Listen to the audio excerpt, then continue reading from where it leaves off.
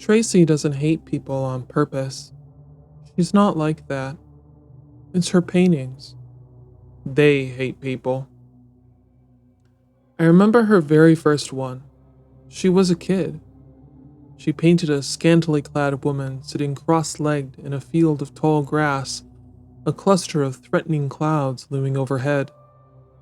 It was quite remarkable, the woman's auburn hair blowing wistfully in the breeze, as she gazes across the minty meadows stretching over the languid landscape. However, upon closer inspection, something about it was deeply disturbing. For starters, the clouds were moving. It took a while to notice. They'd sift along gingerly, like unholy apparitions, high above the woman in the wayward dress. My sister was proud of it. So were my parents, who quickly pointed out my obvious lack of artistic merit. Hell, I could barely scribble a stick person, let alone a full-sized painting with blended colors, depth, and ingenuity. No one knew how she did it. Tracy hung the painting in her room, above her bed. At first, nothing out of the ordinary happened, until after dark, when the painting started whispering to me, haunted howls like furious winds on a stormy night. Those dreadful clouds teased me, saying how stupid I was, as my mind drifted into the land of slumber. No one in the house heard the paintings, but me. This was bad. After weeks of this, I had had enough. The painting was ruining my sleep. The fact that no one believed me made it worse. I plotted my revenge. One day, after school, I crept into her bedroom with a jar full of spiders. My plan was to put them inside her pillow. That would teach her. Tracy hated spiders. Still does. Except as I removed her pillow casing, ready to release the creepy crawlers, the painting started rattling. Then something flew out of it. A shadowy vampire with crooked horns on its head and long, spindly fingers. It had no facial features, just shape. I dropped the spiders and scrammed. My sister was furious. Those pesky spiders crawled into every crevice of her room, her closet, her dresser, even her computer. One spider, a big one with long, hairy legs and beady eyes, managed to sneak into her gym bag and lay eggs. Scared her stupid. When the following week at her ballet recital, out sprung a cluster of spiders. The painting was unimpressed. Anytime I got near it, it would grit and growl. Sometimes I'd get shocked or stabbing pains would pierce my chest. This went on and on. So did its relentless teasing. The damn thing kept taunting me, especially at night when I lay in bed, trembling. Slowly, my life fell apart. My grades were slipping, and my friends and family thought I was going nuts. I tried destroying it. In panic-fueled rage, I ripped the painting off the wall, beat it to death with a hammer, tossed its colorful carcass into the garage. That ought to do it, I said with a smirk. It didn't. Damn thing came back. Swear to goddamn God. When I checked, there it was, back on my sister's wall, sneering at me. I almost died right then and there. I steered clear of my sister's room after that. Still, the painting's taunting persisted. It was ruthless. When I told my parents, they scolded me for being jealous of my kid sister's talents. When I confided in my friends, they laughed and ridiculed. I was all alone. Things got worse. That summer, my baseball team was in first place, looking to win championship. It was the night before the big game. I was pitching. The damn painting wouldn't let me be. As I was falling asleep, I felt something laying on me, pressing against my chest. When I heard my name, my eyes snapped open. The shadow figure inside the painting was hovering over me, whispering nasty phrases into my ear, telling me how much I sucked, that my team would lose, and everyone would blame me. Sure enough, that's exactly what happened. Swear the goddamn God I'm telling the truth. Needless to say, I didn't speak to my sister for the remainder of the summer. High school was starting in the fall. I was hoping to leave this behind me. To my chagrin, she began painting again. My parents were pleased. They bought her the finest paints money could buy. My sister was thrilled. She painted fast and furious. When she finished her new painting, I nearly died.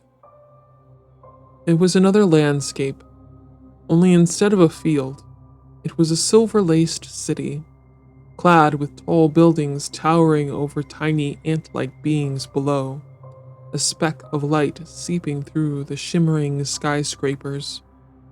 It was good. I'll admit that. The way the busted neon sign hung sideways in the distance, limp and lifeless, while busybodies paraded along the surly city streets, going God knows where.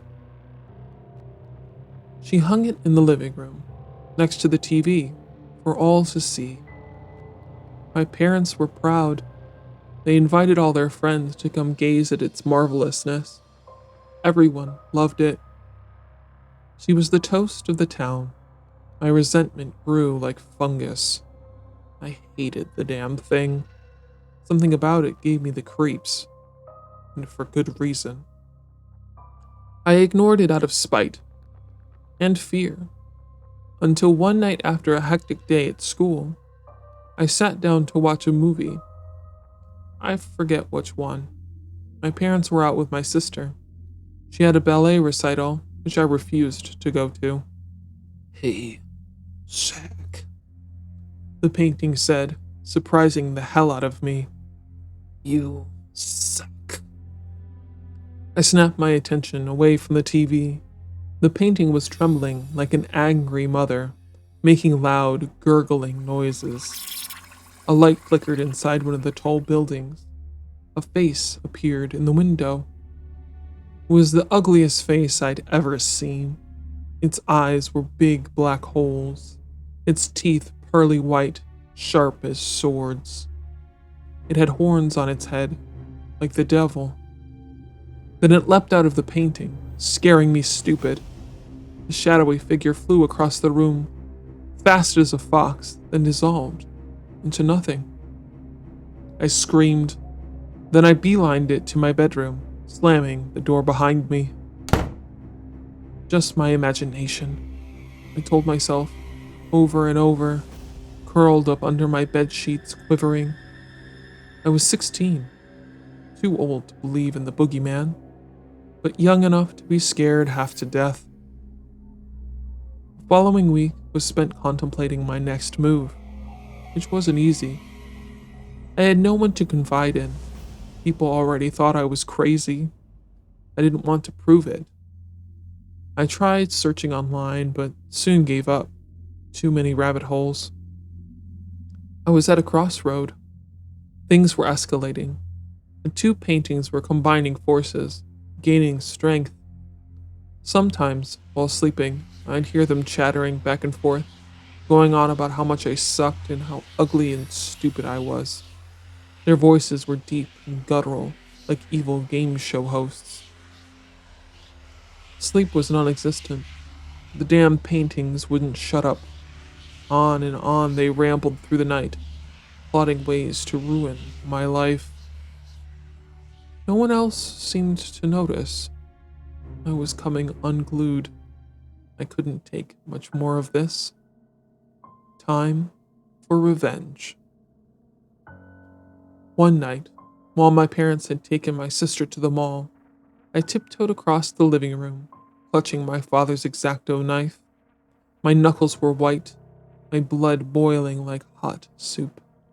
I could hear my heart beating underneath my t-shirt.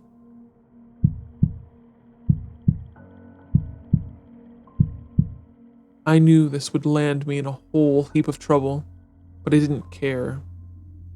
This was it. Now or never.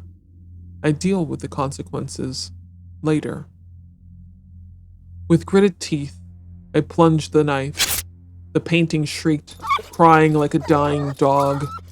I stabbed the wretched thing again and again, tearing it to shreds. The painting pushed back, knocking me off my feet. As I fell, the knife flew from my fingers, cutting me badly, staining the carpet a deep crimson red. I fled to the washroom, trying not to get blood everywhere. After cleaning my wounds, I returned to the living room with shaky hands and wobbly feet.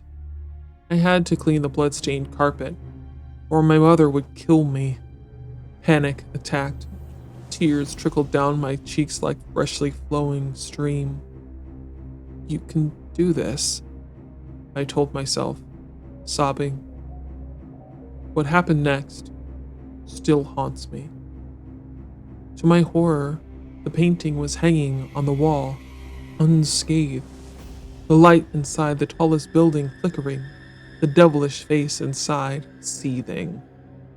Then it spoke. Nice try, Zach. I screamed, ran to my bedroom, wept. From then on, I started counting down the days until I could move out and live on my own. This became my life's mission. To everyone's surprise, including my own, my grades slowly improved. They had to. Otherwise, I'd never go to college, thus being stuck at home forevermore. Unfortunately, whatever was haunting those paintings was now controlling my sister. She became erratic. She had no friends to speak of, her dancing days long gone. She stopped eating, and whenever someone spoke to her, she'd call them horrific names. Mind you, she'd just turned 13, so my parents thought it was a phase. It wasn't. All she did was paint. Her third painting was unlike the other two. It was a montage of calico colors sweeping across a stormy sky. Clouds sneered as they rolled along the smoggy skyline atop a frigid flurry of radical shapes. It was striking. I'd never seen anything like it. My parents were enamored. Friends and relatives gathered to gaze at it, praising its splendor. She hung it in her bedroom, above her desk, away from prying eyes. This suited me fine. I hated the thing. I knew right away it would cause havoc, which it did. As usual, everyone thought I was jealous and continued lecturing me for being selfish. Little did they know. One day, after school, her bedroom door creaked open. Whispered words whisked from the creatures living in her paintings. At first, I thought it was coming from outside. Maybe the kids next door playing in the yard. Then, it spoke my name, beckoning me. Against my better judgment, I poked my head inside, just for a peek. The room was coffin dark. It smelled like a corpse. The room started shaking. The floor trembled. My sister was hovering horizontally above her bed, frothing. Her eyes rolled into the back of her head, arms folded on her abdomen. She was in a trance, talking in tongues. I took a tentative step towards her, unable to stop myself. I noticed the paintings rocking back and forth on the wall. A creature flew out of them, forcing me backwards. Without hesitating, I flicked on the light. Tracy fell with a thud. Her slitted, bloodshot eyes peered at me, full of venom. The creature spoke. Go away, creep.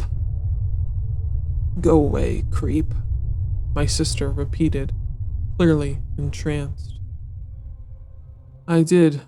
Needless to say, I've never spoken to her again, except on birthdays or holidays, and even then only a sentence or two. My sister continued to paint, while maintaining a life of solitude. Guidance counselors, teachers, and doctors alike were perplexed. No one knew what to do. She was a freak.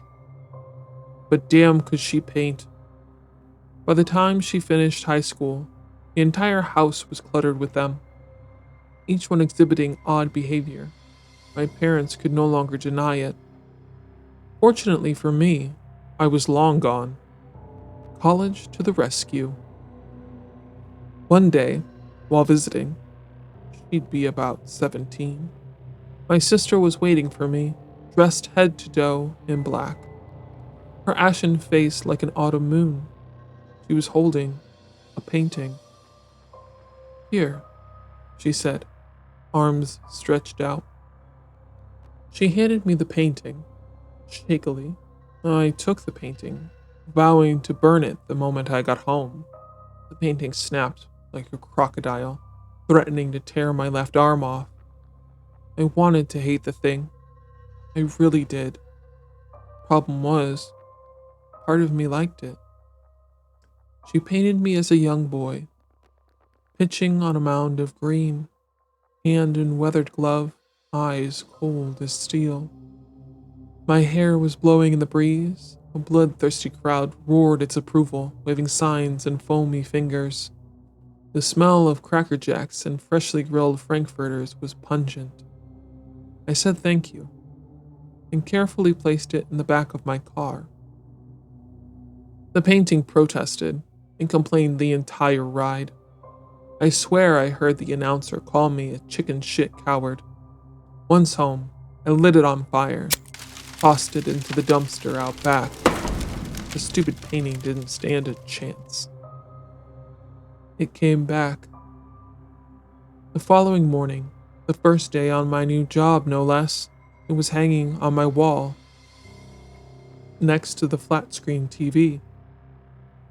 Except now, the crowd was quarreling, causing a ruckus. As I got closer, someone in the crowd started waving. A shadow emerged.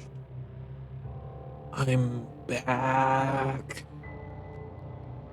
I spilled my coffee all over my couch. After cursing and cleaning it up, I scurried out the door, buying breakfast on the way to work. I was on my lunch break. I called my landlord, informing him that I was moving. I hired a moving company, found a cheap place on the east side, never set foot inside that apartment again. This story should end here, but it doesn't. It gets worse. And believe me, I've left most of it out. You've read the Cole's notes, if you will. I could expand this story by 100 pages. Easy. Like the time her painting made my mother spill a glass of red wine across her beige blouse, right before her board meeting. To my dismay, my mother blamed me. The nerve of these people. She hadn't heard the painting snort, rejoicing in her misfortune, but I did. Or the time my father was in his workroom, using the circular saw. Tracy's latest painting was overlooking him. The saw fired up on its own, cutting off his thumb and forefinger. Doctors were able to reattach them, but still. Or how my sister started reading our minds. That was awful. She knew stuff that was impossible to know. Like how I had a crush on my grade 12 teacher, Miss Peabody, or that my mother was cheating on Dad with his best friend Carl, or how my father had peculiar porn fetishes, abhorrent even in this day and age. Tracy cheated on all her tests. Her teacher suspected this, but couldn't figure out how she did it. She was an A-plus student who never studied a day in her life. Sadly, she's remained a recluse. No one likes her, including me, but I'm her brother, and a part of me still loves her. The problem is this. My sister is famous, or at least her paintings are. They've sold all over the world. She's made a fortune. You probably have one of her paintings hanging in your home, or at your work office. Hell, every dental office in America has one, and they're haunted. Tracy is a pseudonym. I can't say who she really is. I'm terrified she'll find out. She'll send over another painting. I shudder at the thought. I'm worried about you, the listener. You probably haven't put two and two together, that since purchasing one of her paintings, your life has fallen apart. But I'll bet it has. Burn it. Pray it doesn't return. You're cursed. You just don't know it. But you will. Her paintings are possessed. Every damn one of them. No wonder everyone is so agitated these days.